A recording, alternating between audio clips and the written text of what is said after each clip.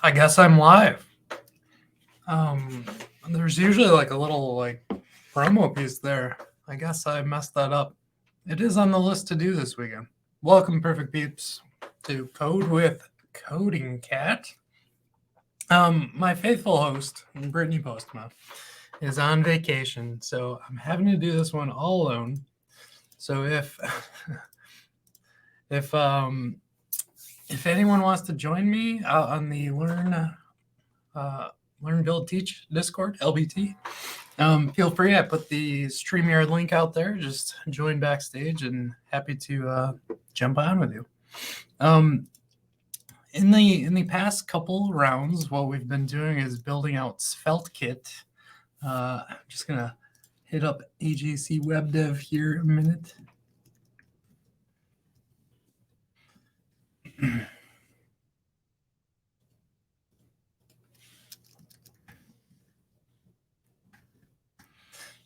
So we're trying to embrace at CodingCat, we're trying to embrace open source even more. So we're investing a little bit more into it and trying to support creators. I think one of the hardest things in web development or just development in general is the learning side of it and staying up to date on everything. And so we're trying to figure out how to best try to run a site, kind of like Free Code Camp, but yet be able to pay back our authors and things like that. One of the struggles as we're kind of rebuilding this out with SvelteKit is that we want to be as open as possible about that. So we might change up sponsorship, how we do that, like maybe go through GitHub sponsorships and what was the other thing I was thinking?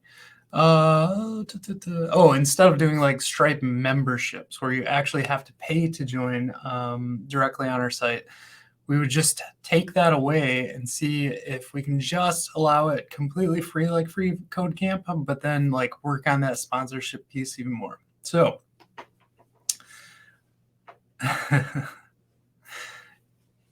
no worries, Anthony.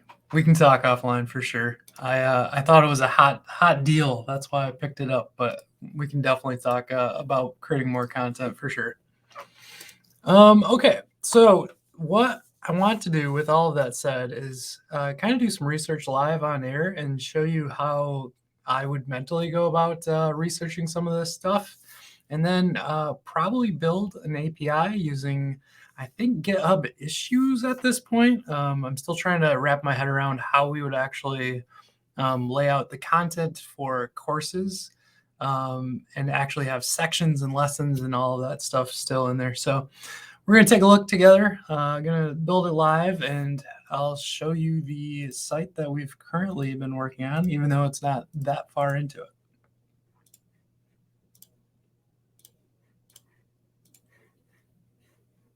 Let's do this for now. We'll see how that goes. I think you guys can see that okay. We'll go as big as possible. So at this point, what we have here, we've just built out just a very simple SvelteKit setup.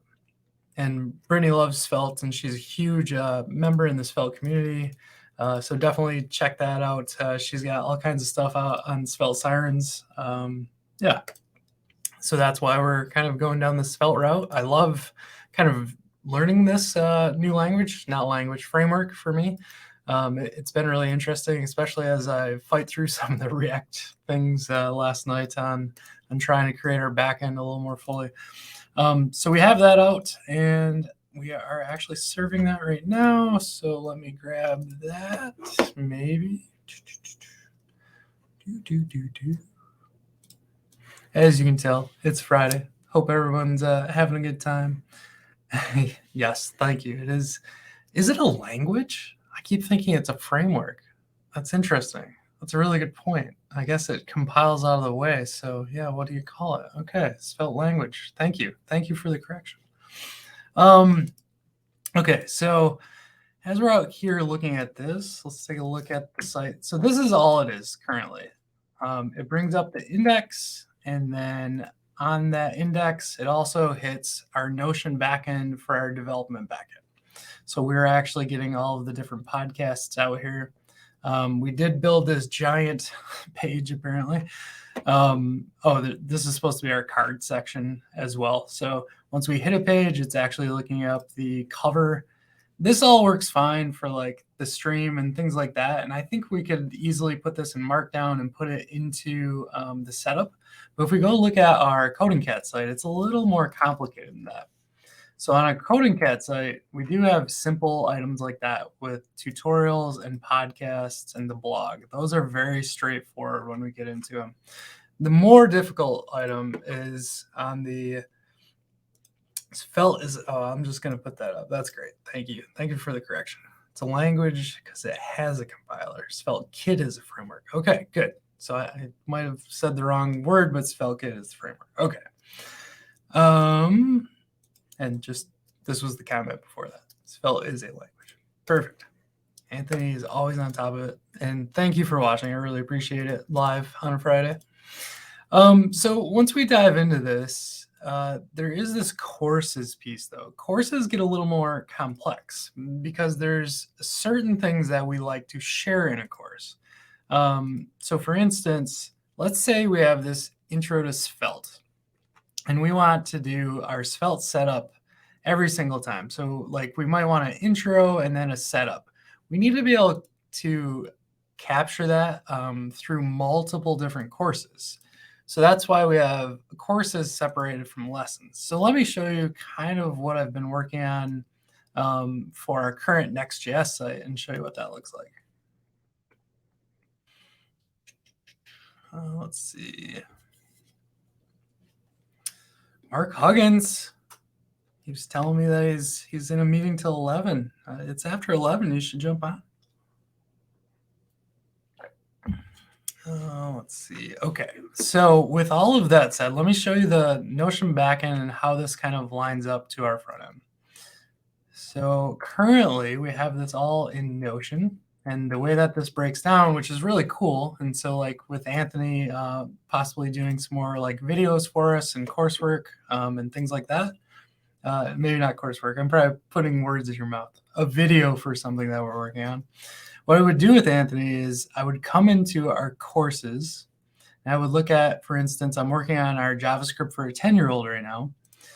I would then say, okay, well, JavaScript for a 10-year-old has specific sections that I need lessons on. So if I go look at my section, and let's open that up completely so you can kind of see what this breaks down like. So in sections, why can't I do that right? This is what I'm looking for. So in sections, it actually breaks it down a little further.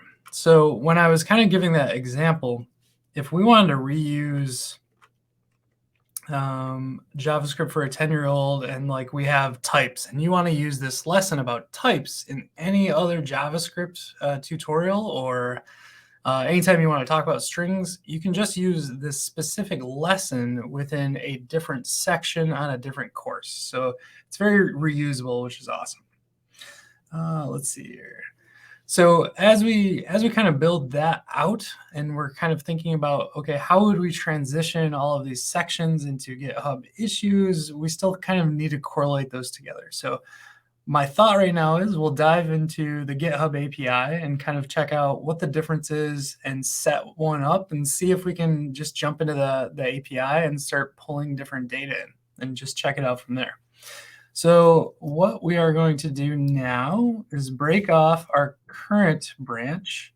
So I am going to show you how I would do that visually. Some people love doing this on the command line. I actually just put a Twitter poll out there. I'm kind of curious how other people do this often. So let's say I want to create a new branch, and I'm just going to call it feature, and then, I don't know, like GitHub server.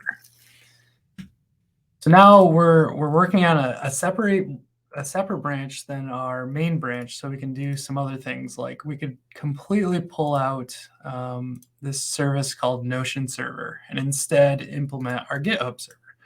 So let's go ahead and jump out to GitHub and take a look.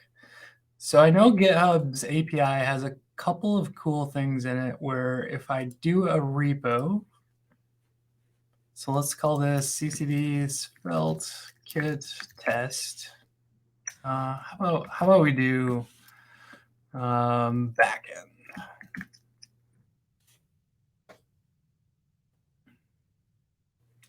So in this backend, this will be our backend for public courses or something like that, whatever. So we're going to create that repo. When we take a look at this, there's a couple different ways. Sure, yeah. Let's do this one. Let's just do this, and we'll create a new one.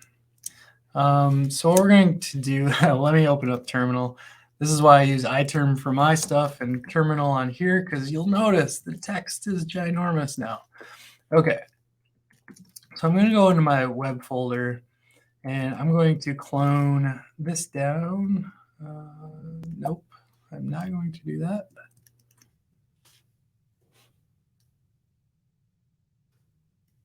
And make a new directory called CCD svelte kit backend.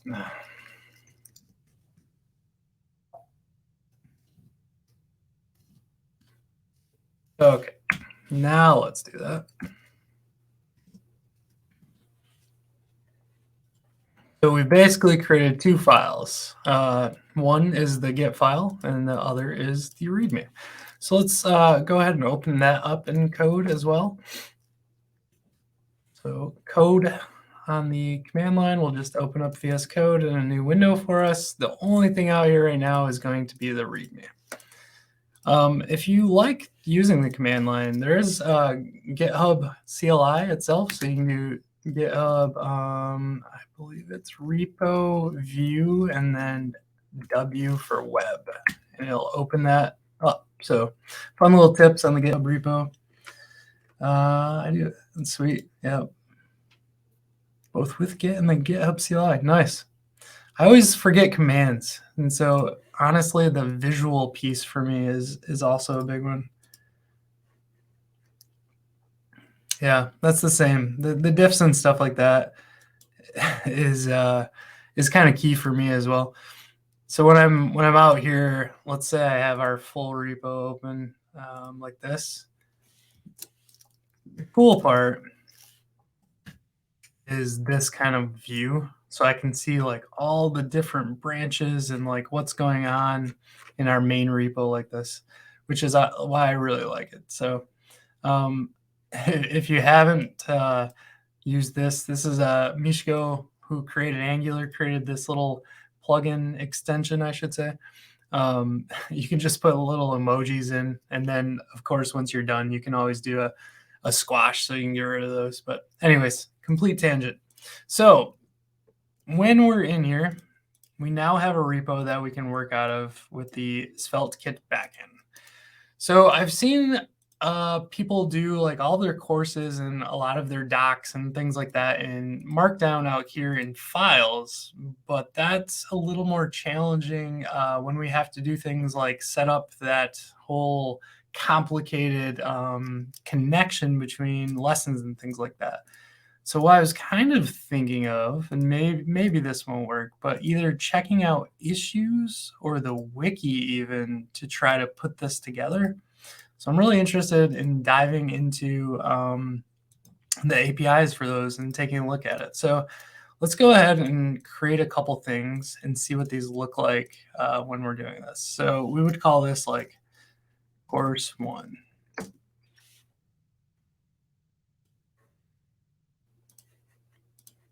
Also, I'm going to do a wiki kind of the same way. So this will be our wiki page called course 1. And the reason that I love the idea of using GitHub as our backend is because you get a lot of things right out of the bat with this. So if I wanted to say take a picture, I can immediately just paste that in, and look, it's already got my PNG set to go. I believe these are behind a pretty decent CDN already, or we could run a little command to load those up to Cloudinary like we've been doing with our Notion pages. Let's see. I think it's this one I always use. Maybe not. Maybe not. I think there's something else going on there. Anyways, so now we've got a page that we have in our wiki. I believe that you can create kind of some paged items relating to other ones. So how we have home and course, I think within course we can actually create sub items. Oh man, it's been a minute. So you can create a new page. Nope. Maybe it's just the correlating between the two. So maybe this won't work, but we'll keep this in mind. The ultimate GitHub command. Repo create do it. I'm not familiar with that one. Public push source description. Oh yeah, remote upstream. Nice. So it's create a new repo, set the remote, and push to main all in a single command. Nice. That is a good one. I would have to alias this for sure, though. That's too much typing for me. Do it is the name of the repo. Of course it is. Awesome. Nice. Okay, so let's dive into some APIs and see what we can do with this. So let's go to GitHub APIs. And here's our REST API. So I did notice they have this thing called code something. Let me see if I can find it.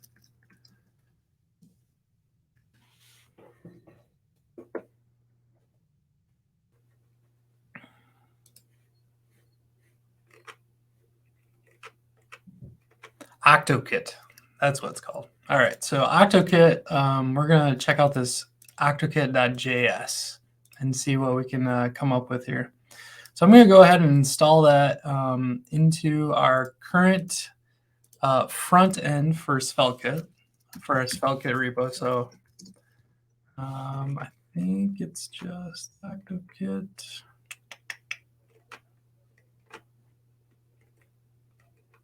Yep, here we go.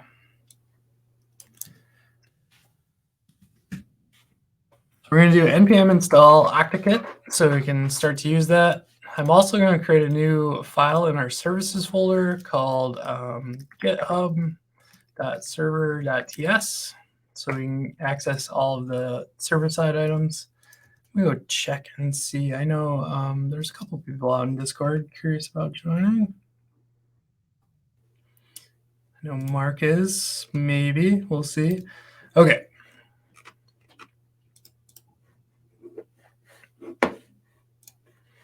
So as I kind of dive into this, the first thing that we'll do is go ahead and import OctoKit just like this.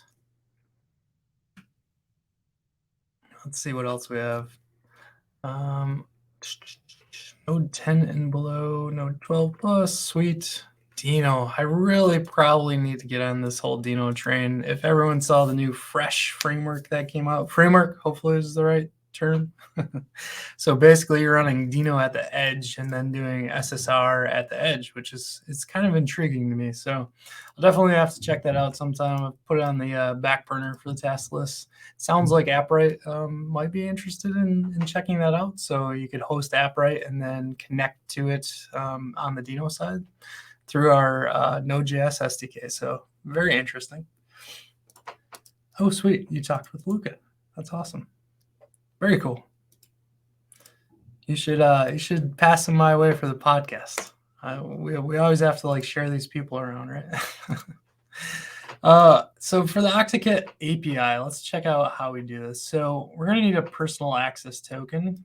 I don't know if these are hidden right away or not, so I'm going to go check that out first.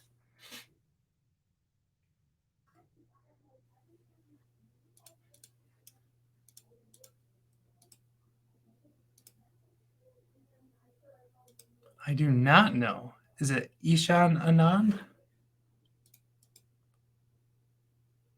I'm not familiar with him.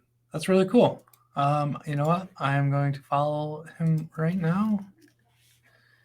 Unless you have his Twitter handle handy, Ishan Anand. Is it Ishan JSR? Oh, there's a remix conf. This has got to be him. Yep. And. Cool. Yeah, followed. Now I should get pinged about the Twitter space. Sweet. Thanks, Anthony. Good advice. So for other folks, there's the Twitter handle if you're interested in listening to, the JavaScript Jam, which is a weekly Twitter space. That's awesome. He needs to update that. Yes. Remix conf is over. Okay. So where were we at? We've got AutoCat installed. Yes, personal token. So let me jump over to my personal token real quick. Settings.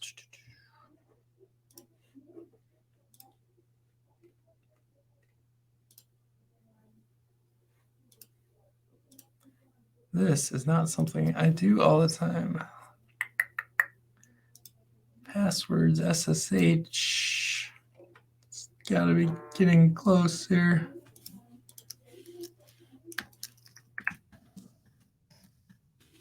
In doubt, Google, right? Settings, personal access. Oh, it's in developer settings. I always forget about that extra step. Okay, so let's see. I will grab a personal access token. And then we'll just set it for read now. So this is CCD. Yeah, I really don't care if you guys don't see this now that I see none of them are shown. So let me back up one. Show you how to get here. Okay. So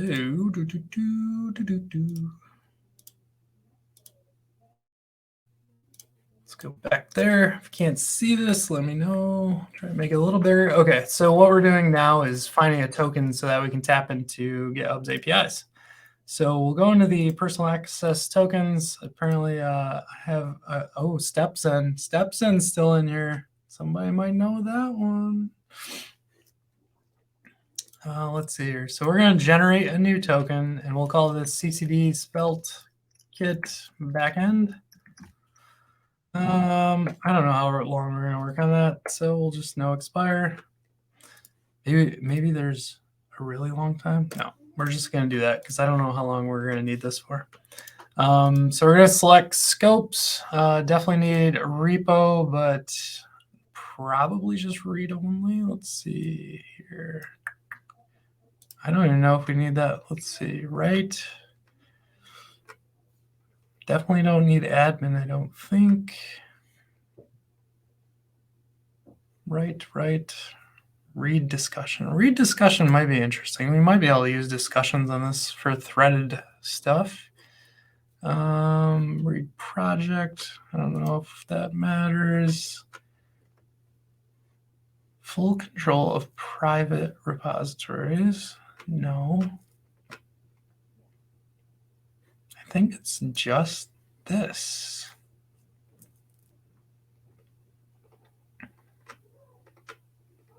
I guess we'll find out. I think that's it.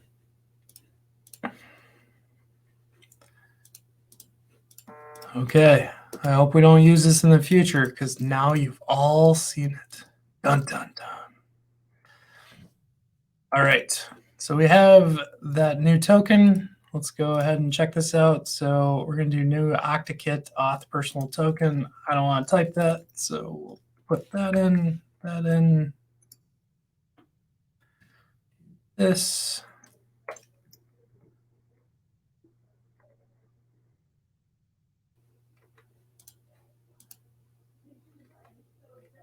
All right, so I think we're sitting okay now. With this REST users get authenticated. I don't know if I care about doing that. So let's see if the old type complete will get us there. AutoCat. Interesting. REST maybe.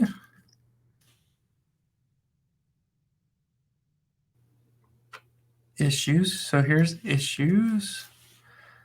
Let's just read. Get list. I like list.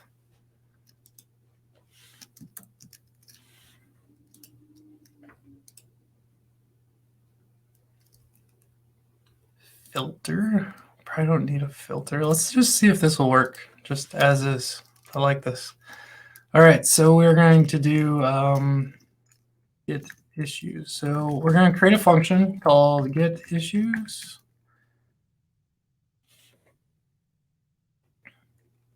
Oh, Brett, you came on. I totally missed you. Hey. I hope you're enjoying your vacay. I know we talked earlier. Try to enjoy it. Have a margarita or something.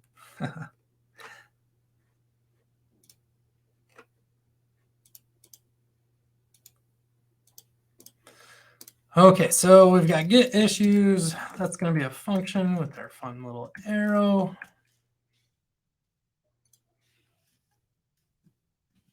Actually, we need to export this so we can get to it. I always forget equals. All right, so I think right now we might as well await this over here just so we can do some things with it.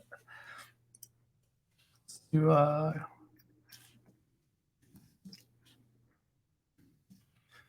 put that into a request, and for now we'll do this. Okay, so if we were to add this into our svelte page, let's just stick it in, do we have index? Nope. Let's put it right here. Let's put it right here. So instead of getting our perfect stream, we're going to switch this over to issues equals wait. And then we need to import our issues. And yeah, for now, I think we are already console logging. So we basically are trying to grab all the issues and see if this works. So let's spin up our server again.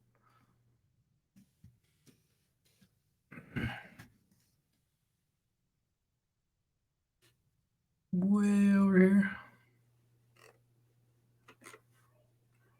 So let's go into podcasts, close that down. All right, let's see what this did.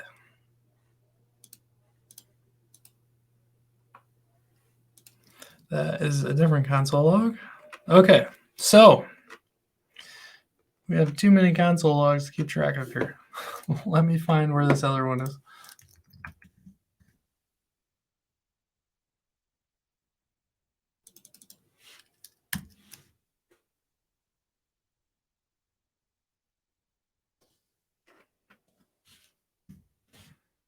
Let's try rerunning this.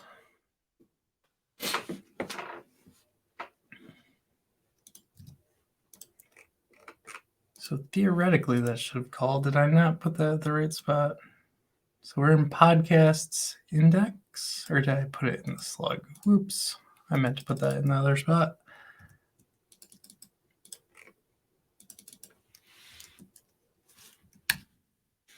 No, complete side note, and maybe this is complainy. I don't know why in TypeScript they didn't do import and then the area to import from and then the packages or the exports. It just seems like it would have made so much more sense to me. Anyways.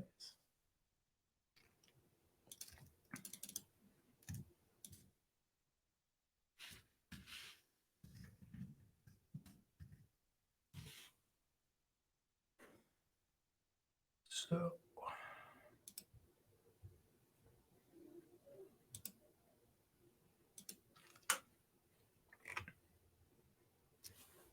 apologize for bouncing around so much, just checking one thing. Okay, so now we've got a whole crazy mess back. Let's see here. So we got the 200. So it actually came back with just a raw response with headers, connection closed. Interesting. So we got undefined in here. I don't know if that's the data or if I console logged something weird. Probably.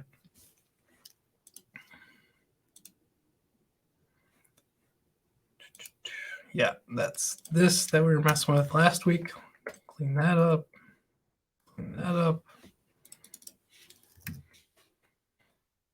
All right, so it looks like our request is coming back empty, but I don't know if that is a issue with our protections. So let's go find out what it takes for our GitHub API to access issues.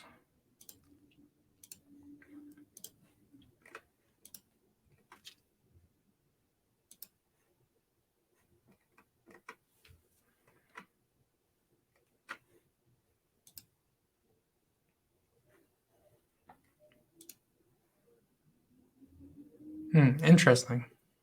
So they actually call it a just raw like request in here. That's interesting. So I'm curious where they list out their requirements for this. Who's B Dougie? The things I still have to learn.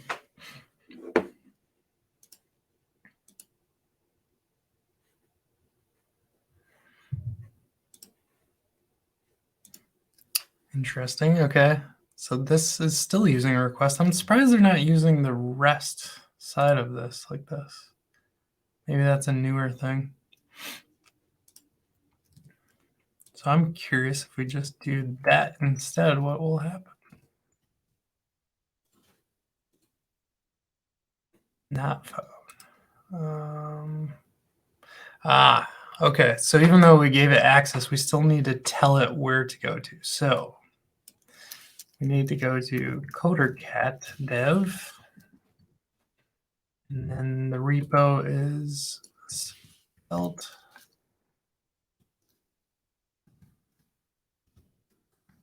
No. Oh my goodness. It's this right here.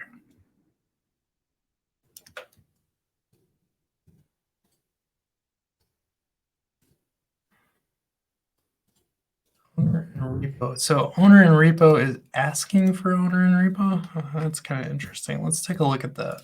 What is this actually second parameter in here?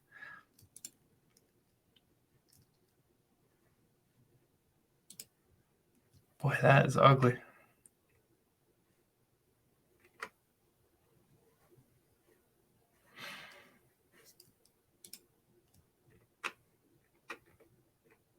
You know what? I'm not even going to look at that yet. Let's just see if this works.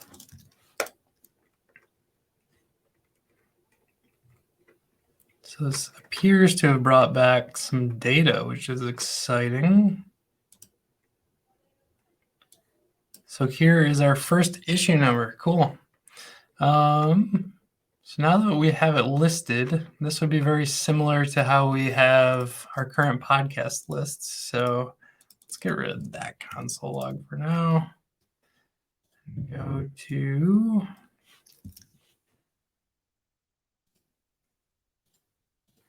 so now that we have our issues list, this should be a lot like this. So let's take that away.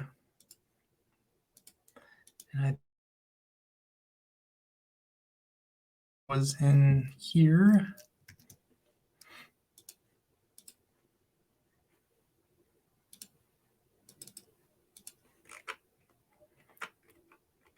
I think it was data, correct? Let's see. Data. All right. So on data instead of results. So we're going to do, we'll just call this raw to make my life easier. Data. It probably has no clue what this is. Hey, there's Mark. What's going on? What up, Mark? Hey, how's it going? Thanks for joining. Hey, no worries. How was your Friday? I love having another person on here. Otherwise, I feel like I'm talking at a screen. Yeah, no, Friday's today's good. It's a light meeting day. I had one meeting. I got some stuff to do after lunch, but I figured I would take a half hour, 45 minutes or so, and see what's going on. I really appreciate it. Yeah. So I don't know if you've been watching, but we're kind of messing around with our transitioning CodingCat over to SvelteKit, and also like currently we're running off a Notion backend. Okay.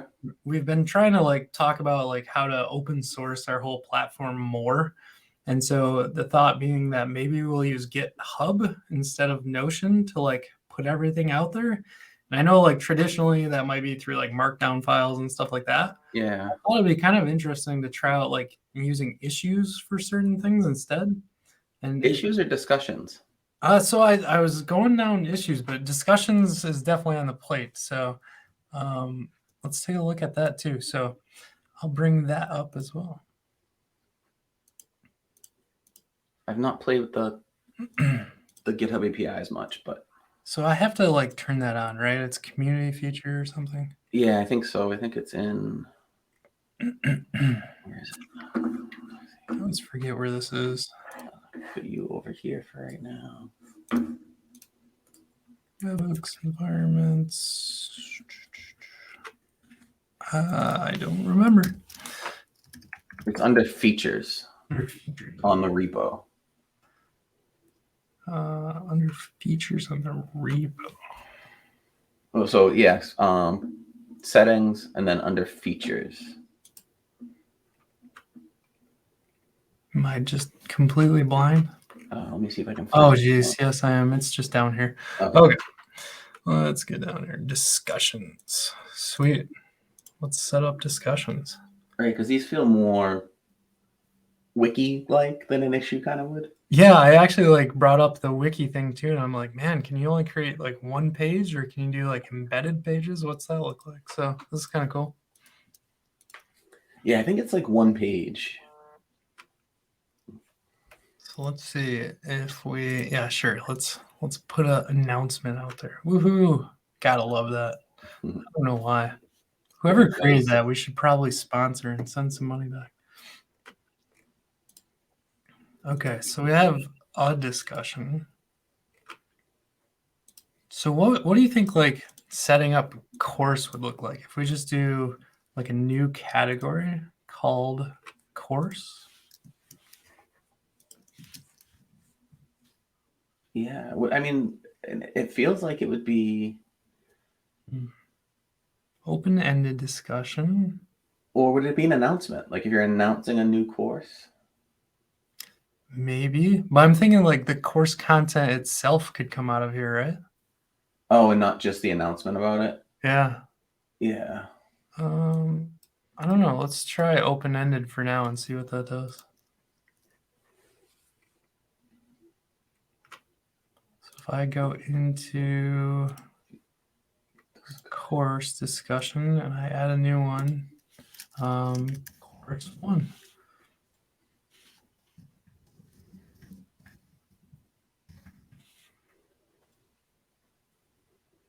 Right. And then I think these support like the full markdown, just like issues. So. Yeah, so I'm kind of like, I'm still like stuck a little bit on the, okay, like we could start that and other people could join it, right? Yeah, and then like, so is that on, is this an open GitHub? Yeah, for sure. Let me shoot it to you. CodingCat.dev.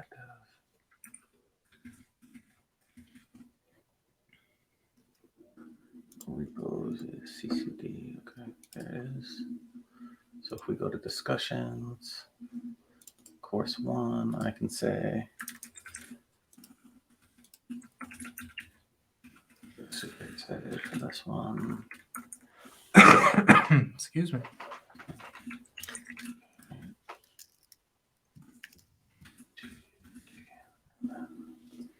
Okay, so I just added a comment. Interesting.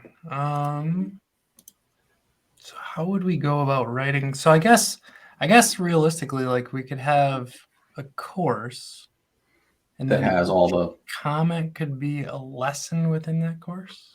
It might be kind of interesting. The problem I would have is like sorting and stuff. You'd almost have to use like upvotes. Maybe. Yeah, or create time. Like, I don't know all the. Like, you're just trying to take this and then turn it into a page on the site. Yeah. So essentially, what we're trying to replicate is here's our Notion backend, Mm-hmm. and on Notion we have So we have our basic stuff, like a tutorial we could easily do, right? Because it's a Yeah. single page. We could do like one discussion or one whatever out there, and you can Yeah. put it in. And we could have our like front matter. Front matter, I guess, whatever you want to call it, like metadata. Yeah. And then just write our posts. Like all is good. Yeah. The difficult part that we get into is we have somewhat of a complicated way that we do courses. Yeah. Courses have sections. Mm-hmm. And the reason they have sections is because we then can use any lesson that we create. We can reuse it in another course's like section lesson lineup Later on. Yeah. Yeah. I wonder, like, So I wonder if could we almost have to facilitate. do like multi-repo. Like every course would get its own repo. No, what if you created labels for courses and then GitHub labels, and you can create like a course, course colon the name and a section colon the thing, right? And use some labels that you would have to curate the list of labels that people could pick from. Sure. But no, I love that idea. That's really cool. We use it a lot. We use GitHub projects, so we use a lot of labeling to kind of manage issues. That could be another way we could even do this. Probably, I would think. Like, well, yeah, because you can sort of. So the problem is they don't really allow you to group them. So we do like there's no like epics kind of thing. At least in the classics, the beta may be different. We haven't switched to the beta yet at work. I'm gonna move you over because I'm looking at one screen and turning my head away from the microphone, and I don't know if my audio levels are dropping at all. Oh, it's so much better. Can you hear me okay? Yeah, fine. So the problem is I have like way up here. Yeah, I have a boom mic off here to the side. Yep. And I had you on my laptop monitor up to the right, so I was turning my head away from the mic. Yep, same. My blue's above me, but I often like put it right next to my mouth. So. Yeah. All right, cool. So I don't know if the new, like the projects beta, if that supports like an epic kind of workflow, because then you could create an epic that is the course and then individual tickets that are the sections or something, right? Yeah, does this projects go all the way up to your top level? Go to your profile, create a new project? Wow. Really? Yeah, and then when you create the project, you then link it. You can link it to a repo. That's kind of cool because then like we really could probably even do like repo for each course. Both you could, yeah, and then just pull them into the project and then reference the project. So many ways to skin this cat. Interesting. Yes. I want like the visual management side to be like super easy. So this might be intriguing. Let's do this. So why not? Do a new project and it's courses or whatever, right?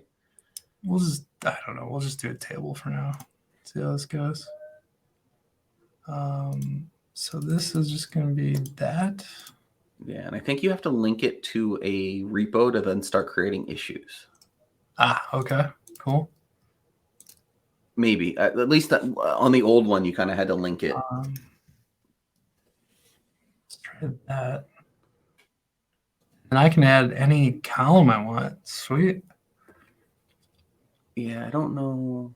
Oh, and then we can link a pull request. So that could even be how we tie that in, or a repo. Yeah, so I think you have to link it. Well, if you want it to show up in a repository, you have to link the repository. Okay, cool. That's interesting. Why is it only find that one? Is it because that's the only one that has issues in it? Do you have issues in? We did create some issues in here. And that's all. It's all under the same account. So. Okay, so let's see here. If I refresh this, quick access to relevant projects. Add that project. Okay, interesting. Yeah, I wonder if it's more under the top level settings if you can like link repos. So I think that is it that 3 level. No, if you go back to the project, like in the top right corner, there's like the little 3 dots. No, workflows, archive items, settings. Maybe it's under settings. CodingCat.dev, blah, preview. No. How do you link it? I haven't used the new beta one yet. That's part of the problem. The other one, when you create an issue, you have to assign it to like when you create a new item on the board, you have to assign it to an issue. Oh, okay. Gotcha. And maybe that's not, maybe it's different now. Like maybe it's not as. So this could be here. It'd be cool to like add. I'm surprised you can't add a repo from here. Well, that's just like you're just adding columns, right? Yeah, yeah. You're not actually associating I'm it. surprised you can't like. Oh, maybe. Oh, okay. Okay. It's just weird that it didn't pull them up by. Yeah, that was so weird. Okay, so there's our backend. I'm curious now. Can we do anything with that? Well, if you click on the actual, like if you click on the title, will it open the issue? Mm-hmm. Yeah. So now you can add labels. You can do. This seems like it's like still almost too high. We'd almost have to do a like a repo per lesson at this level, I would think, and then label it. That's what I don't know. So I don't know if like does this. Let me see if it does. GitHub projects beta epics. Oh, and we can link a pull request, so we could even do it that way too. That's interesting.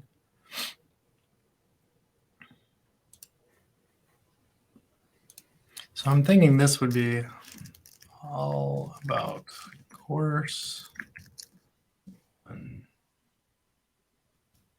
That would be that, I think.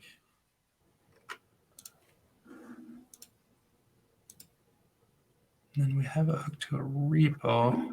And then that repo could have all the lesson info, maybe even just in Markdown at that point. As issues, probably. Yeah, because it's so the projects all just sit on top of issues. It allows you to manage issues and create like automation and stuff around them.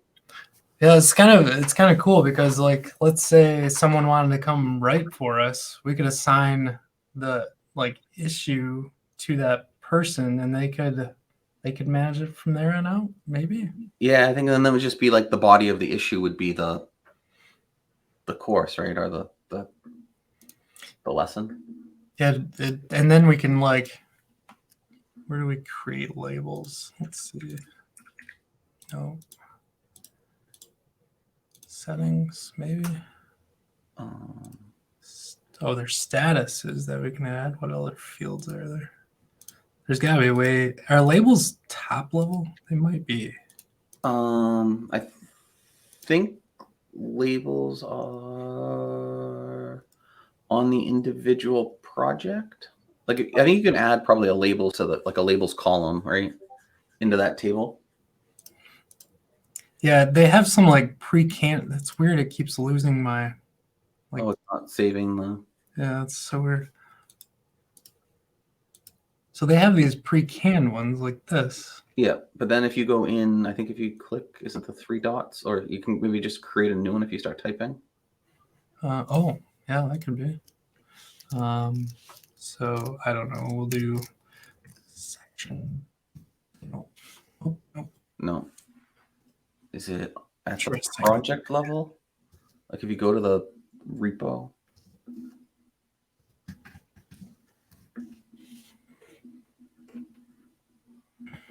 We switch in CMSs again. Yeah, so Brittany actually brought this up because I was mentioning to her Notion's API is somewhat limiting just as far as how much you can hit it. So yeah, like as CodingCat grows, like it's okay for now, but if it gets hammered, like that won't be good. Yeah, you don't want to get that. We'd at least have to put some sort of caching, which I think StepZen was mentioning they have some stuff, so we'll see. But oops. Did you happen to find managing labels? These are default labels. Cool. Yeah, I think they might be. Main page of the repo. Interesting. Since we're not at a repo level, I wonder if does it pull it in from that repo? Yeah, I think when it's associated with when the issue is associated with a repo, because they have to be, it'll pull in the labels from that repo. So if you go add a new issue, a new label to the. Let's see. Right. Yeah. So if you click on that, that should pull it up, right? And now if you click on labels on the right. So these all are associated with that repo. It won't let me drive into it. That's annoying. Oh. Let's see here.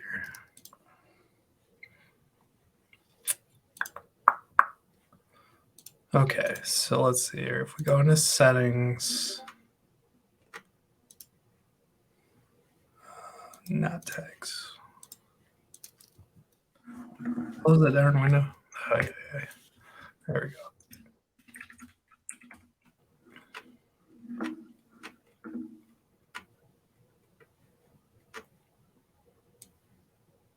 Okay, that's totally not where I expected.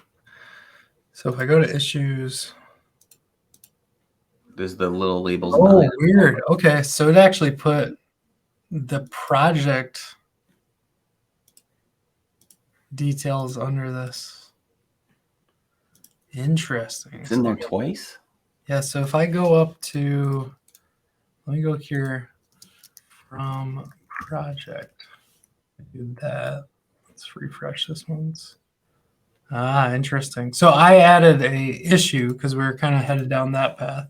Oh, and then we created a new one from, yeah, so that's what it does. The projects just allow you to manage issues, and you can actually manage them across repo too, right? So you can associate a project to multiple GitHub repositories to pull in the issues from those repos. Okay, so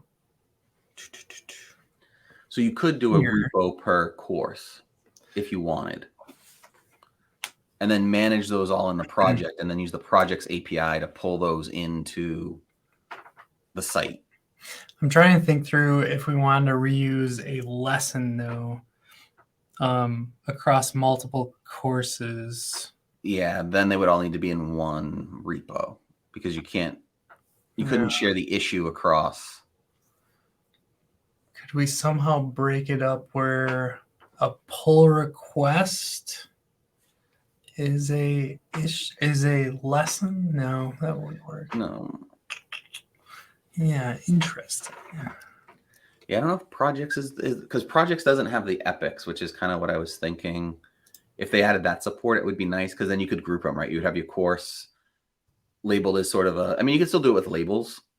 If you label them all, you know, you give the course name, the type, whether it's the course, a lesson, you know, whatever it is, with labels, and then using the API. And that's all just issues, right? Whether you're using projects or not. Yeah. And then you can use the API to kind of get all the issues that are labeled to a specific topic and then group them by those labels as you want to lay them out, right? Could you associate like a labeled, like let's say it's a lesson label? I'm trying to think through. I wonder if we got. Yeah, so you could give it like the label of lesson, right? Yep. And then another label that is the name, maybe the name of the course. So let's try this because I'm like mentally struggling here. Yeah. So if you create a bunch of labels. Oh, come on. Right, and you can even do like type lesson, type colon lesson or something, right, to make it easier to find them. Yeah, see, I was trying to like slowly think through how would we order it because we need to put like in a section. Here's so you'd have like a type course, type lesson, type section, right, and then group them that way. So if we do like lesson like that, yeah, even type colon lesson, right, to make it just to make it easier to know like what it is. Sure. Right. Yeah. So something like that. And then you could also do the same thing for a section or a top level course, right? Type lesson, type. Yeah. I mean, let's do all these, I guess.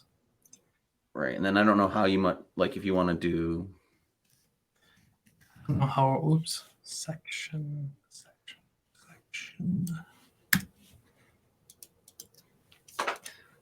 Okay. And then if you want to do like a top level, like, so you have the course and then like another label for like the name. Like the name of the name of the course that it's associated to, right? Because you can have multiple. So we do like name colon course? Yeah, course 1 or whatever, right? Oh, I see. So okay, let's do this for real then. So like JavaScript for a 10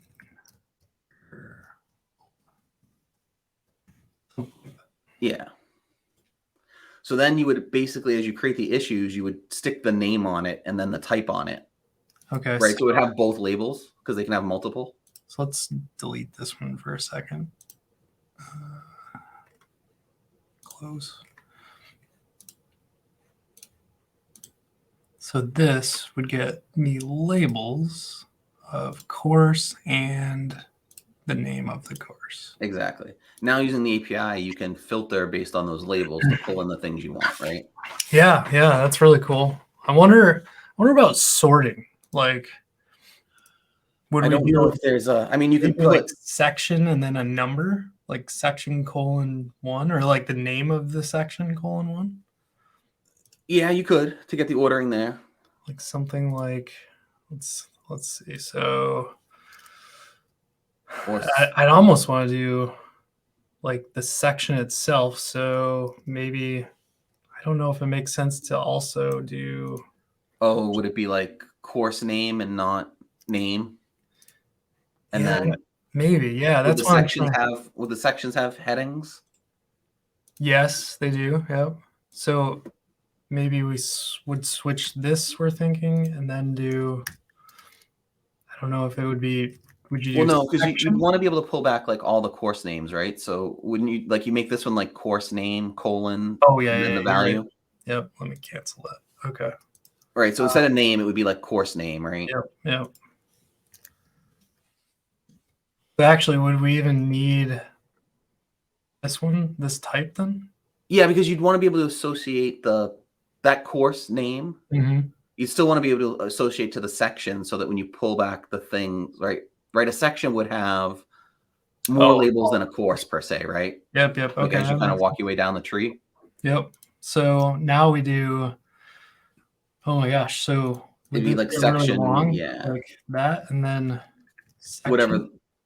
No, no. I No. think like so that's good, right? Then you'd have another label that is like section name and then the name of the section, Okay. right? Sure.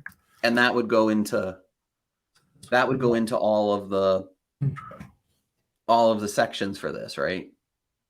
Yeah, so you'd have one of those for each section.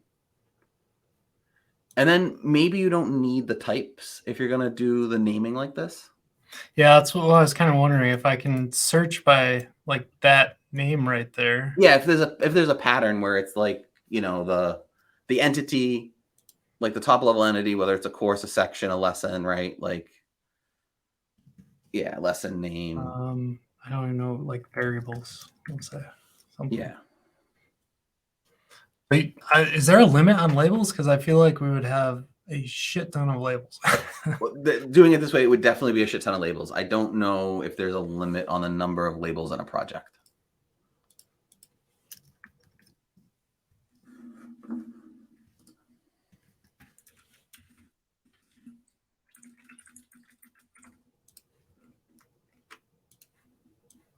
Character limit. Oh, Stack Overflow says nothing. Awesome. So I'm finding an issue from, oh no, that's not actually GitHub. GitHub.com, labels, GitHub docs. Limit. That is not it.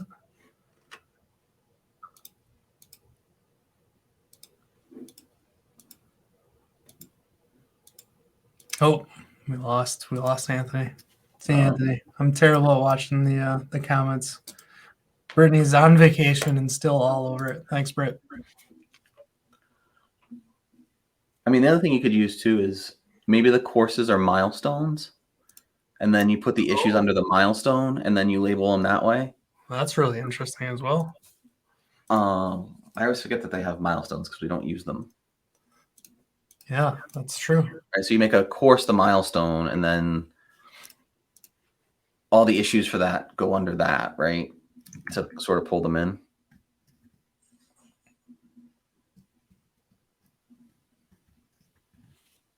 It'd be kind of cool for these dates to be like the release date too.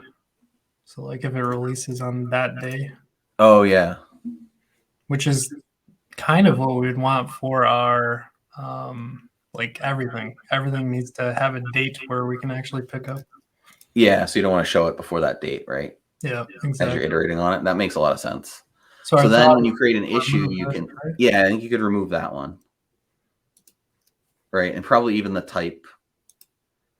Like I think the type ones we kind of decided we wouldn't necessarily need based on the other naming structure, right? Yep. Cool. Yeah, so then you have those, right? So now you're.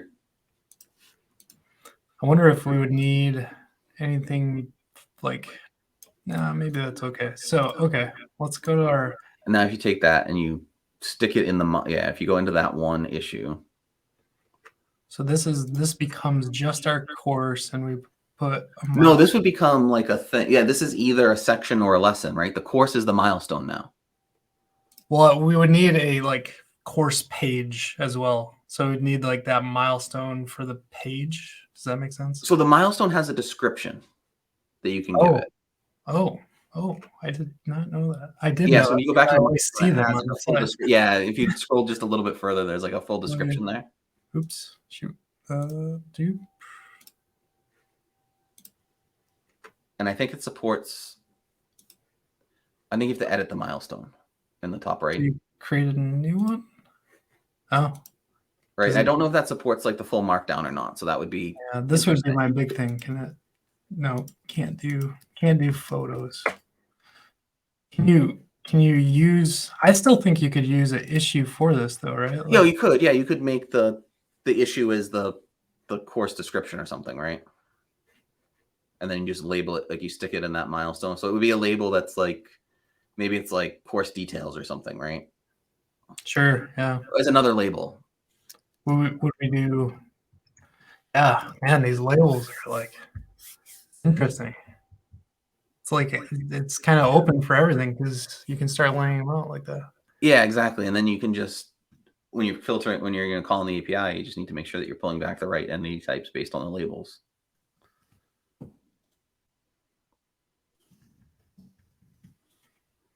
And I think with GitHub, you could actually drop an image tag in there, right? Because you can drop files in. Yeah, yep, for sure.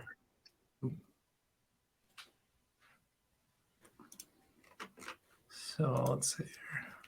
So then you want to label that issue, right? Or would create a label for that issue, maybe? So this would need a like course label now, right? It would need like, yeah, it would need like a label that's like a course description or something, right? Yeah. So let's go back up. And that could be a generic one now because it's all, yeah, that's right. true. It's just because it's in the milestone itself. Exactly. Oops. We were talking about milestones. That's where my brain went.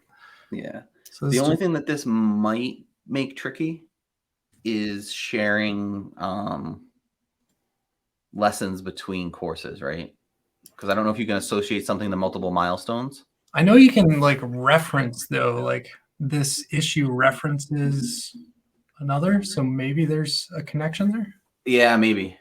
Because if we have like our section name for a different one in a milestone, maybe we can. I don't know. And then I can reference the issues, and the issues are the lessons or something. Yeah, that's kind of where my head's at. I don't know if that works perfectly or not though.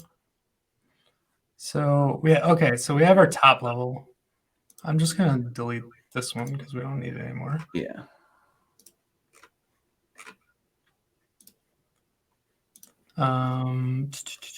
So we have our top, and then because that would need a label to tell it that it's the top, right? Yep. And so we would drop in this. Cool. And now we need a new issue. Yeah. And this would be section 1 or something. Yeah. Intro, or just whatever. It just named intro, I guess. So I'm curious, would we need this as a like name intro anymore? My head's still kind of going through it needs to be indexed, or like it needs to be the correct one in the array as well. Like it needs to be the first. Yeah, so maybe it's section colon and then like a number. A number, yeah. I'm kind of curious though, in the project, there must be like if we go back out to that front page, There must be a view where you can do cards, right? Yeah, like this. Yeah. I wonder if we could do it that way. Oh, based on the order, and you just drag and drop them. Yeah. So if I go, or maybe that's just putting some sort of label on. I don't know. No, it's definitely saving them, but I don't know if it's giving them a sort order, like a property or not. Like I don't know how it has to, right? This would be all courses, but I'd almost want them grouped by like all course and then all sections grouped and then. Yeah, so I don't know. We'd have to look at the API. So I don't know if you call the like if you say from the projects, get me the issues with these labels, if it would return some sort of sort order, right? Yeah. It would have to, because you can filter these based on labels. Yeah, there must be. So there's column field status, but is there? It'd be cool if you could. I mean, because you can drag and drop these and reorder them like as they're on the page, and you can filter based on the labels, right? So if you go back to the. I wish I could find the freaking, like, this shows it's not saved. I wish I could there. That way my column will actually. Oh yeah. Okay. Why is that not labeled though? Did you not save the issue yet? So this one's not a good one. We don't want that one. What we want is the top one, right? So we want this. We want this one. Okay, so you have to add it to the project, yeah. Yeah. Cool. That's pretty real time. I didn't know how quick. Yeah, so it is pretty good, right? So then you can sort of drag them around, but I don't know why it's not showing the label in the view. So this view for me like would need filtered by. Yeah, we would need search or filter this, right? Yeah, like we need like this would be good for courses and like putting them in certain order, or like if the milestone dates were good enough, that would be fine for courses. The next part of this would be trying to figure out how to create a view based on only the sections for this as well. So so you can filter. So that's what I'm saying. You can filter that by you can filter those by label. Okay, so if we do that, and then where is the filter? Hey, give me 1 second. I'm just gonna mute for a second. Yeah, no worries.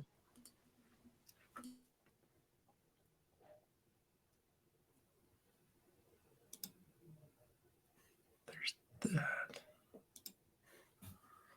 Let me go back over here.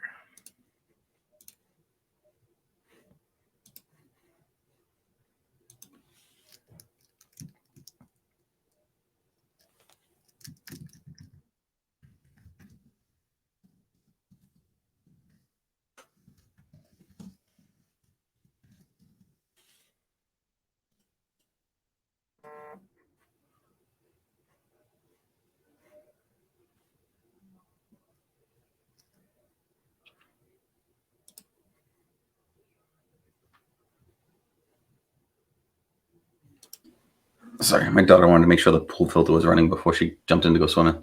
Oh, no worries. The things we do working from home. Yeah, and my wife's at the beach with my other daughter. So now that sounds like real hard work right there.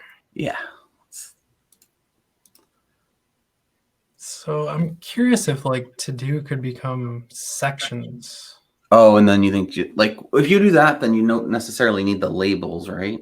Yeah, that's kind of where my head's at. Like maybe we can do away with labels completely. And then the labels, it's just all under the milestone. The tricky part though is we need still to associate like the lesson to this section. So we might have to figure that out. But oh yeah, because you would definitely still need that, right? And that I think labels is probably the right answer for that. Yeah. Okay. So let's see. We have no status. Yeah, I don't know if this would even make sense. This to me needs to be called sections almost. Mm-hmm. And then this needs to be lessons. Yep. And I would only want it filtered by a label, I think. By a milestone. Oh, well, yeah, by a milestone, right? Yeah. Exactly. Yeah. So I think you can do that if you just filter. So there's a little is it this? middle window that says filter by. Oh my God, I'm so blind. It's Filter. so it's just below Oh, that. right here. Yeah. So Okay. I think you can do like milestone colon, right? Isn't that how you do the, yeah.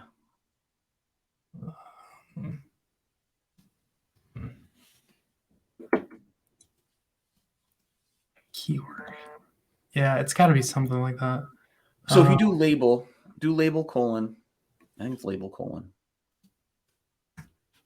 And then course description, you can pick the label, right? Okay, so I think we're back to the label thing because I'd almost need to label all of these associated to that course. Well, that's what I'm saying. I think you can do it based on the milestone too, because Oh, okay. right. So I think the same thing. Like I think if you do milestone, I thought you could do it for the milestone because it says there's two. Yeah. There we go. So then that would only pull, like this view would only pull in issues Perfect. associated to this milestone. Perfect. So now if we come back over here, we'll label this as a section. And I don't actually, even know if you need that anymore. yeah, that's true. We just need the milestone, right? Yeah, well, yeah, and I mean, it might help to make it easier, like as you're organizing the board, and then you drag that into the sections, and that might need like the section name, I think could just be I think the title works for this. Like I'll just yeah, and then I don't think you need like section name intro, right? The title is that, and then yeah, so you just give it an order. I think if you just go like that. Is there a duplicate button? Probably not. It's a weird like duplicate. No, there's like another new issue, but I don't think it pulls in the defaults. Yeah, it doesn't. It didn't create the labels in the project and all that associations. Yeah, that's a bummer. Yeah. We should send this to GitHub and say, hey, we want these things because we're making a CMS. Yeah. Clone the, well, it's great when you're like sticking a bunch of issues in for a, even like, you know, you sort of work the project board. Spammed on YouTube. Oh, are we? That's awesome. Well, thanks for watching, spammers. I don't know. I don't know if they watch. Oh, I didn't even have the comments tab open. I just had the private chat open. It's my first time in StreamYard like this. Oh yeah, it's cool, man. We should come on more often. We do this every Friday, so put it on your calendar. Yeah. Okay, so back to the project. So this should show up now. No. Yep. Milestone. Yeah. Maybe. Oh, did you not associate it to the project? You gave it a milestone, but did you not associate it to the project? Thank you. Cheese and pizza. Cheese and crackers. Too many variables. All right. So, yep, it moves up and down. So there's got to be an order in there. Yeah, there's got to be some metadata associated with it, right? And I don't know, like if you hit the API for projects, like what you get back, right? Yeah. Yeah, we're gonna do that whole thing in a minute and somehow probably try to get through in 20 minutes. Yeah.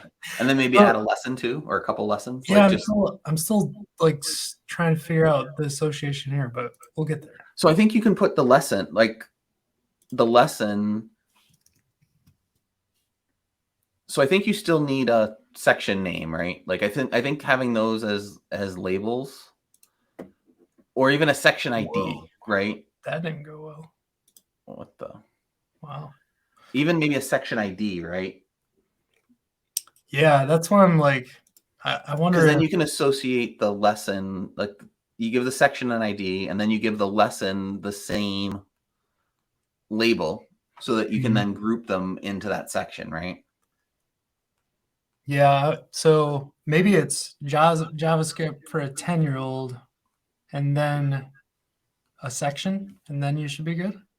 So yeah, I think you just need like a section and an ID, right? So section :1, section :2. Yeah. As labels. Yeah. Okay. And then you put that on the section, and then you also add it to the individual lessons, right?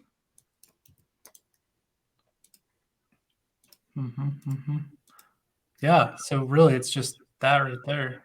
Yeah, So and I think the I don't lesson think we name, need. can even go away, right? Yeah, I don't think we need that or the course description now. No, because the course description is the title from the. Oh no, Yeah. didn't we want the course description because we wanted it to be an issue?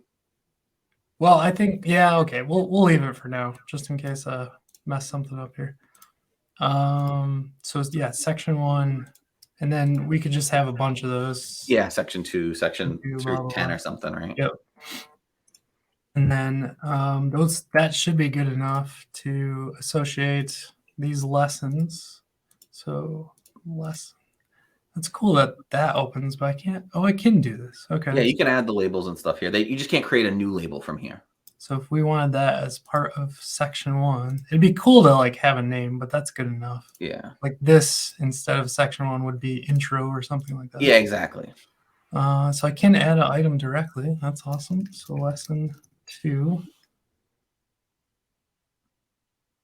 Oh, interesting. So it didn't auto assign something.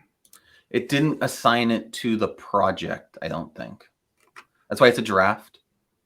Yeah, that's annoying.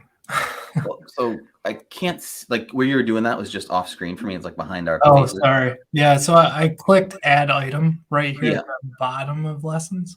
Yeah. So now we have a new issue, but I don't know what it. So I thought from the thing you could associate it though.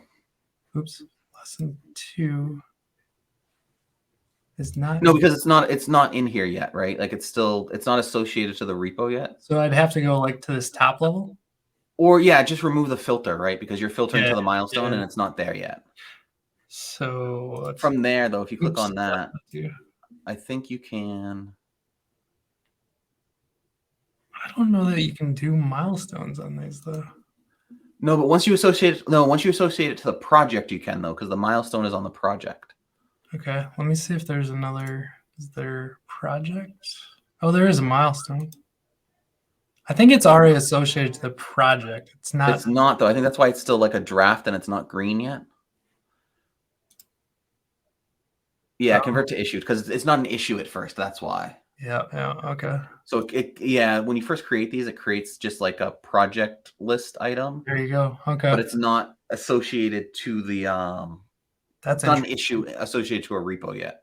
Cool. And then we would just put that both of these we would update to labels section 2. Yep. This is kind of cool. I like this. Is it a good workflow for creating these things, right? And then after that, does the API let you parse it in a way that you can use it? So it'd be cool if I could duplicate a whole. Like a view. Yeah, it's almost like I want a project per course at this point, you know. But I don't know if I could associate issues across then. Yeah, you can. You can have multiple projects. Oh yeah, because the project you can. And it can be tied to multiple repos. Yeah. So that's the thing is you could tie this to multiple repos and then just have a view that like add a new view in here for each course, right? Yeah, we've got the course. I wonder if it'll get confusing for. Oh, I guess maybe no one looks at this. Except for you. I mean, they would want to see this. Like you would want. Well, that's what I'm saying. Like, so you can create these ahead of time and filter. I think when you filter these, you could filter them to the milestone, right? And you just create one of these. And then as you add issues to the milestone, it'll populate this board and you can drag them around as you need to, right? And then I can like assign a person if they want to work on it, like outside of this or pick it up or whatever. They can totally like write the blog post at that or the lesson at that point. Yeah, they can write the issue. Oh, that's interesting. Okay, well, we've got kind of this part. Let's see what this API does. Yeah. I wonder if there's a special like beta.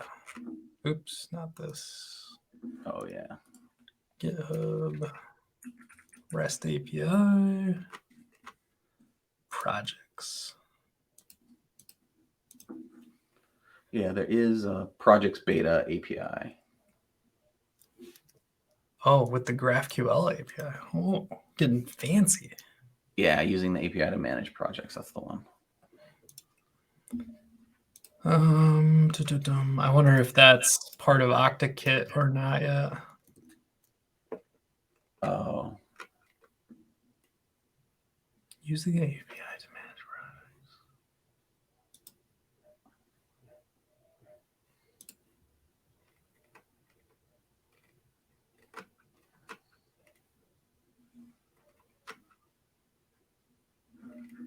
So we could straight call GraphQL, I guess, and see how this goes. Yeah. Do you have like a playground or something? Is it they give you access to the playground here? Oh, do you see a playground somewhere? No, that's what I was looking for. I Oh, didn't know if there was. You said call grass, so I didn't know if you saw like a playground already. No, I was wondering if the authentication, if I can just use a key like we already have. Probably. It just needs the read projects, right? Yeah. And you probably only want read from what you're going to do because you wouldn't want to expose. So let's see an example. Finding the node. Query node, project ID. I wish this didn't give this in the. Oh, here's curl command. Duh. Okay. Okay. So this is token based. I don't know if this is going to work for our personal key or not. Oh, for the curl version? Yeah. So let's see. Let's try this.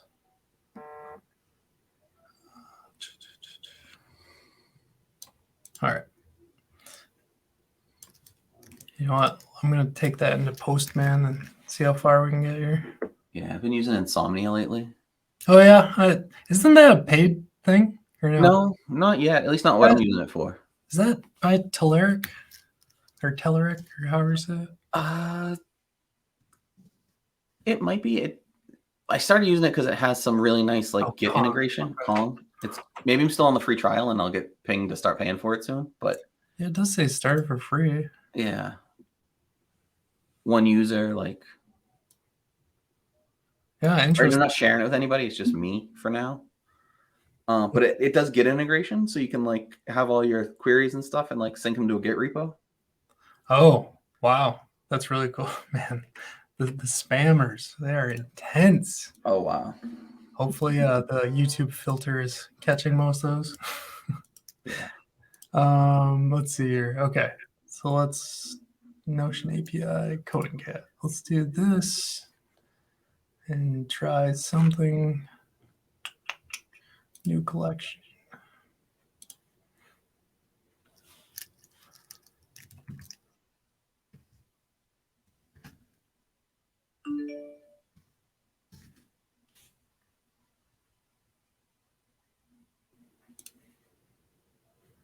And then there's an import button somewhere. Import. Yeah, import. And I think you can just do.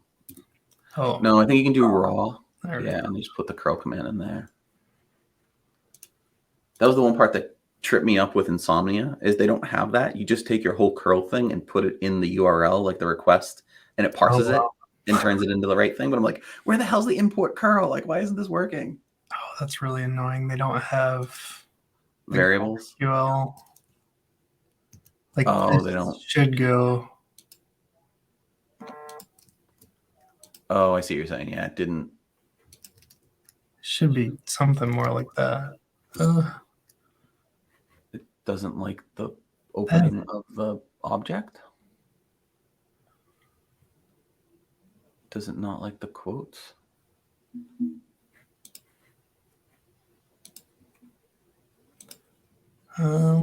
Good question. Let's see if we can do JSON to. Oops. This will work. Nope. Powered by Vercel. Nice. What? Oh, it's got all those dots in it. Is that why it like dotted things when you copied? Yeah, it might. Well, ... I thought is just. Is that actual GraphQL? Oh boy. Okay, we're not gonna do this way. We can go back to the way I add it. Yeah. It's just really hard to read. Is that right? I'm gonna do this again.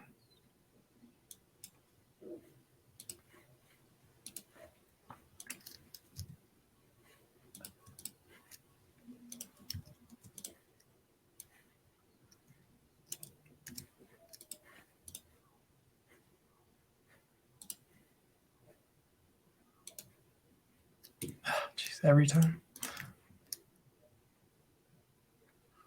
Oh, they do have a code repo thing. I wonder if that's... Oh, they do now. Okay. I hadn't seen that before. I didn't even notice that. Curl format. Sure. Sounds good. Oh, there was import as request. Could you import as like GraphQL? Could you change that Oh, let's see. on the import? I thought I tried to. Import as. Yeah, I won't. Oh, I won't let you change it. Okay. Which is fine. Let's see if this personal access token will work.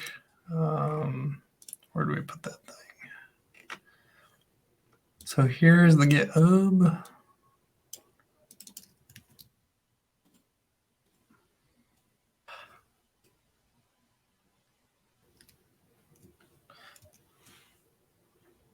Since I'll probably update this later. If no one's ever used Postman, I'll show you how to use this real quick. Oh, yeah, I love the variables. Here, and you go variables. Back a few years ago, I actually used this to like automate a bunch of API testing that we were doing, like taking the response from one and parsing it, passing it through to the next request. It's pretty powerful. Is that not? Oh, it's not associated to this collection. Oh.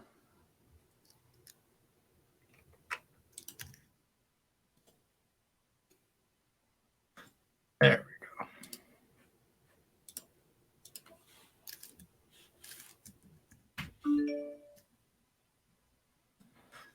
Let's see what kind of mess comes back. Yeah, there you go. Problems parsing JSON. Yeah, it doesn't like the JSON. I don't know why this is. Like, well, no. Oh, you don't want excess. You don't want. You want raw, right? Do I want raw or GraphQL? Yeah, you want raw, and then change it to JSON. Okay.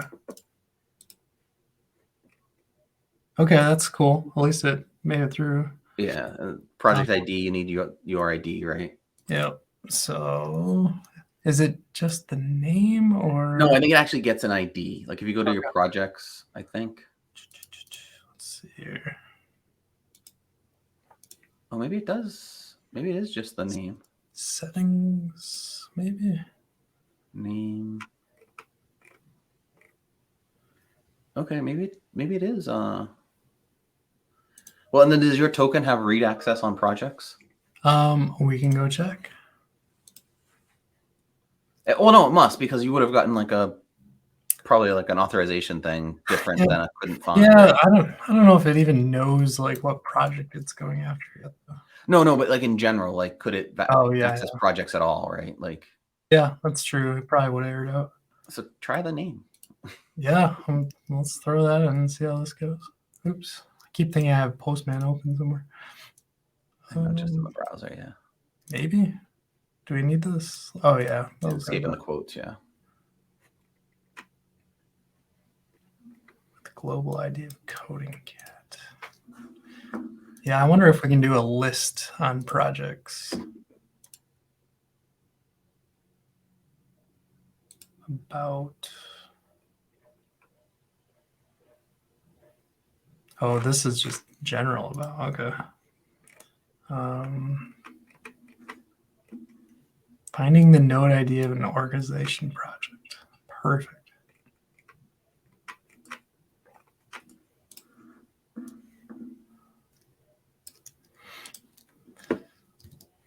Another shout out to GitHub to like put all of this in a Postman repo or something. Yeah. Make our lives easier. I'm surprised it's not. Thanks for hanging in with me on this. Absolutely.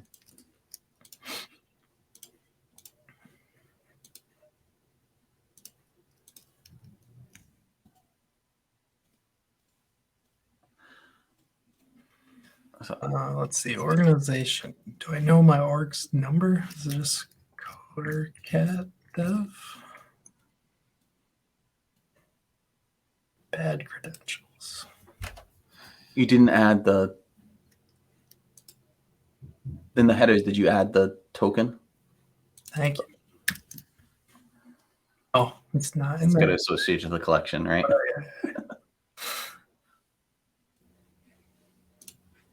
At least it was a little closer that time.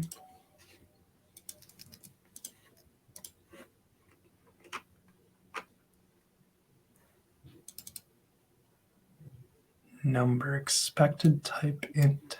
Okay. So number is an int and not a number. So like 1.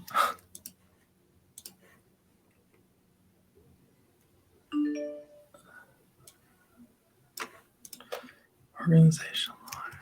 I don't know what that number represents. I think that's just the type definition, right? Like, oh, that says project number. Yeah, that's.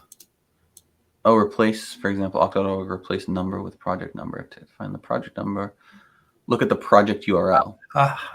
Thank you. This one. Project 1. Of course. One. I thought I put 1.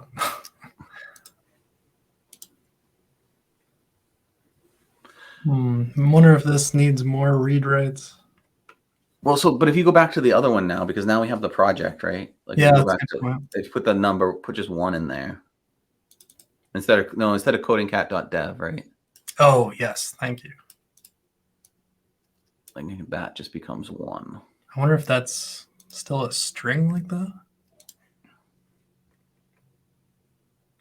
Yeah, I'm almost wondering if we need to find this first, though, like figure out why it's not fetching that. So let's see. Where am I setting?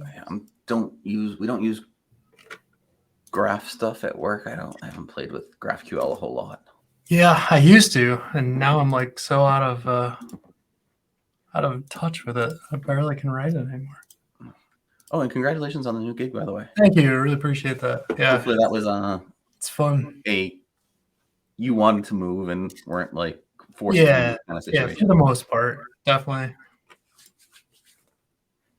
Let's see if there's projects. Admin org, read. Yeah, read and write org projects. So let's do that. Oh yeah, you probably didn't have access to that, right?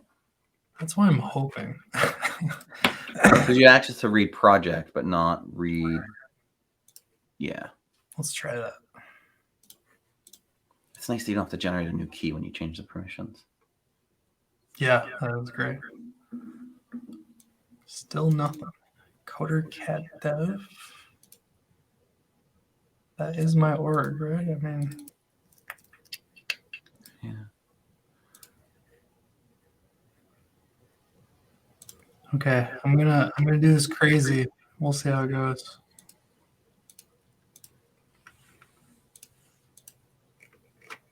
Wait a minute, I don't want to do this. No. Too many people have seen this key.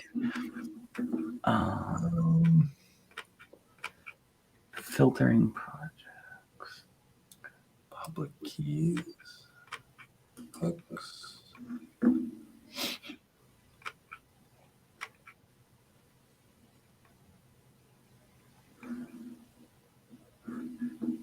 So GitHub API, GraphQL query. Query organization project. I guess this is this using a CLI though? Yeah, this is using a GitHub CLI.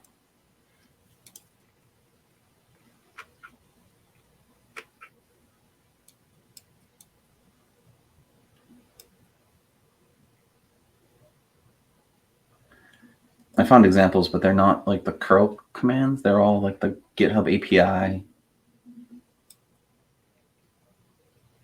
The GitHub CLI calling the API and like passing the query in as a string. I think they're very similar. Oh, I didn't see the curl at the top. I didn't see the ability to change those to curls. Yeah, I didn't know at first. Finding the node ID of a user project. Check the project. Yeah, you need to know the node ID of the project. You can find the node ID of a user project and the project node. Replace user with your username. For example, Octocat. Replace number with the project number. Why does this say orgs?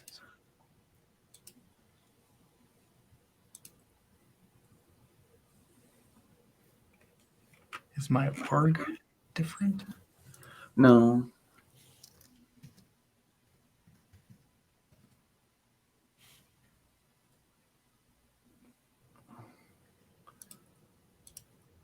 Oh, are you part of a? I don't. You're I not don't an have- org. Yours is just a. Well, I don't know. Are you a GitHub organization or is CodingCatDev just your user? That's just my user. I do have CodingCat.dev if we need to move something, but it's weird that it let us create all those projects otherwise. No, because they're just assigned to your user, right? But it's not an org level thing. So I think maybe what we were using on there was the Like org was the and wrong stuff. one. We were looking at like the org one and not the user one because they're Yeah. kind of separate things, right? Ah, yeah. Here we go. So there's finding the User node project. ID of a user project. Yeah, I Yep. think that's the one we want. I think I can just copy this string instead. Yeah. And then your user becomes you.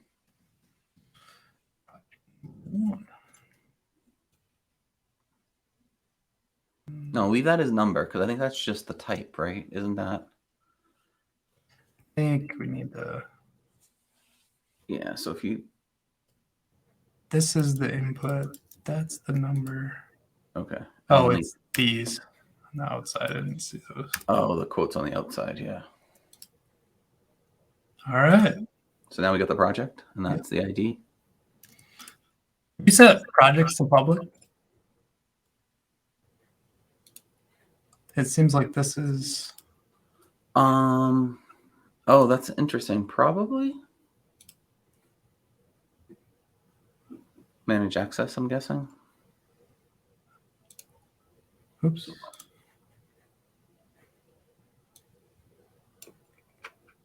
Oh, interesting. I don't know that you can make it public. Well, no, if you go to manage, though, can you do like a... Oh, there we go. Cool. I'm just kind of curious if that changes the key at all. Oh, yeah, I see what you're saying. It still says private. Did you save? Good question. It says changes saved. Yeah. Oops. Yeah, no more lock. Okay, so maybe it's just taking a minute for the graph to catch up. I don't know. We'll roll with this ID for now. So this is going to be wrong too, or no? Probably. Yeah, project V2. Oh, no, iteration field. ID. There we go. You got it. Yeah, there we go. Sweet.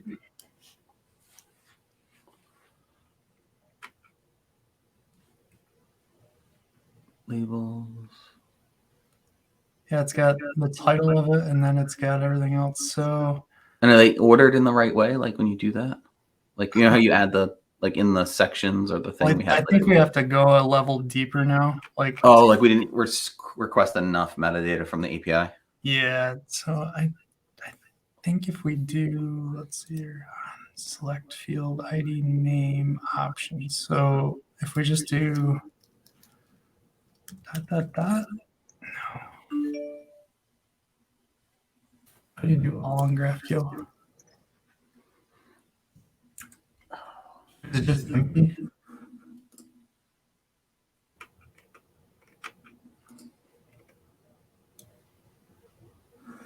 Oh. I did not know that.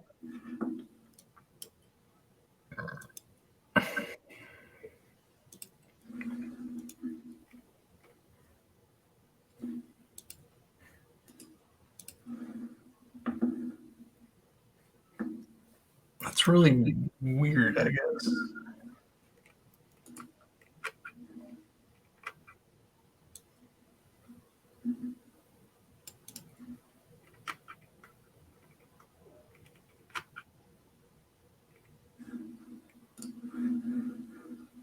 Oh, maybe that's okay.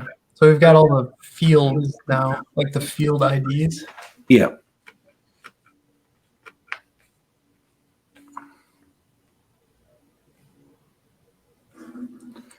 Boy, this is crazy. I'm gonna have to rename these. On my big monitor, and I'm having a hard time. Like, I don't know if I can zoom in on this at all. Oh, there we go.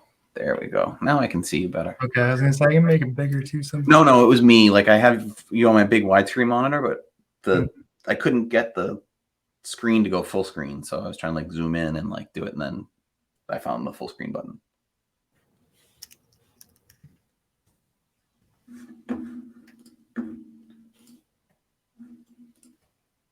I'm just gonna go poke my head in and make sure that my teenager is not causing too much trouble.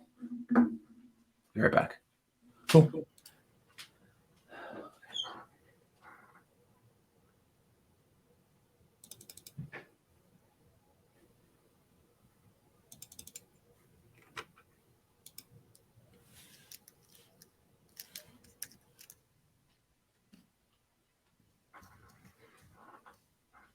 She's just vegging on a float in the pool. She hasn't fallen in. That's good.